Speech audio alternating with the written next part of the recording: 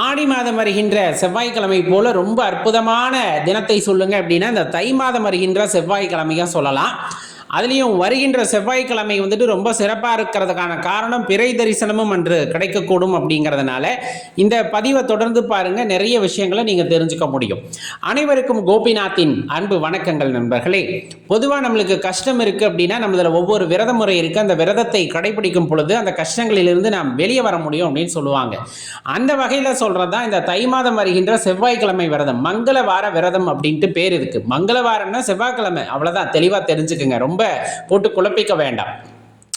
என்னென்ன கஷ்டங்களுக்காக இந்த விரதத்தை மேற்கொள்வார்கள் அப்படின்னா, திருமண தடை நீங்க வேண்டும் அப்படிங்கிறதுக்காக, வீடு வாங்கணும், வீடு விற்கணும், நிலம் வாங்கணும், நிலம் விற்கணும், அதே போல் கடன் அடையணும், இந்த இதில் ஏதேனும் பிரச்சனைகள் இருக்குது அப்படிங்கிற பட்சத்தில் இந்த மங்களவார விரதத்தை கடைபிடிக்கும் போது கண்டிப்பாக அந்த பிரச்சனைகளிலிருந்து நீங்கள் வெளியே வர முடியும் அப்படிங்கிறத தெரிஞ்சுக்கங்க. அப்போ இந்த பிரச்சனைகள் இருப்பவங்களெல்லாம் நாளான்னைக்கு 20ஆம் தேதி அன்னைக்கு தை மாத செவ்வாய்க்கிழமை விரதத்தை ஆரம்பிங்க. இந்த தை மாதம் ஃபுல்லாக நீங்கள் விரதம் இருக்கலாம், இல்லை அது தொடர்ந்து இருக்கலாம், அந்த பிரச்சனை தீர்ற வரலும் இருக்கலாம். அது தெரிஞ்சுக்குங்க. எப்போ வழிபாடு செய்கிற நேரம் அப்படின்னா ராகு காலம் வரும் 3 to 4. அப்போ அம்பிகை ஆலயத்துக்கு போய் வழிபடலாம்.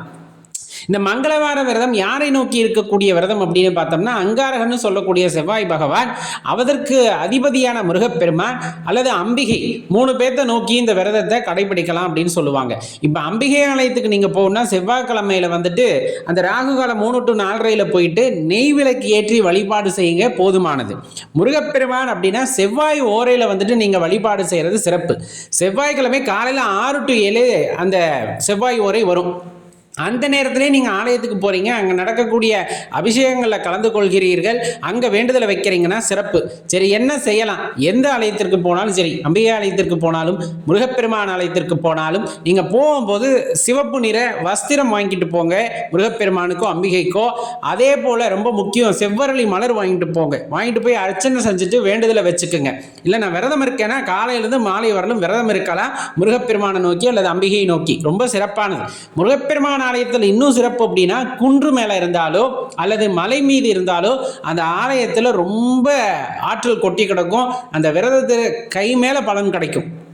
அந்த மாதிரி பக்கத்தில் ஏதேனும் உங்கள் ஊருக்கு பக்கத்தில் இருந்ததுன்னா அங்கே போய் விரதத்தை கடைபிடிங்க, ரொம்ப சிறப்பாக இருக்கும் அப்படிங்கிறத தெரிஞ்சுக்கணும்.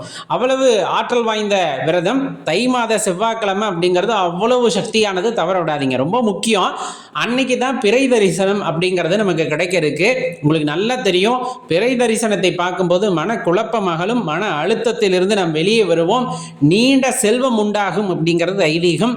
அன்று பிறையை பார்த்துட்டு கையில் ஏதேனும் பணம் வச்சுக்கிட்டிங்கனாலும் சரி, அல்லது அந்த பிறைக்கு வந்துட்டு ஆரத்தி எடுத்து மனவதார அந்த நிலவை வந்துட்டு தரிசனம் செய்கிறோம் அப்படிங்கும்போது சாக்ஷாத் சந்திரமௌலீஸ்வரரை தரிசனம் செய்வதற்கு ஈடாகும் அப்படிங்கிறத மறந்துட வேண்டாம். அற்புதமான நாளுங்க. செவ்வாய் விரதம் ஆரம்பிப்பதற்கு ஏற்ற தினம் அப்படிங்கிறது நாளை மறுநாள். மறந்துடாமல் உங்கள் நண்பர்களுக்கும் தெரியப்படுத்துங்க. நன்றி, வணக்கம். மேலும் ஏதேனும் சந்தேகம் இருந்தால் கீழே கமெண்ட்டில் கேள்வி எழுப்புங்கள், அடியேன் பதில் தர விருப்பமாய் உள்ளேன். நன்றி, வணக்கம்.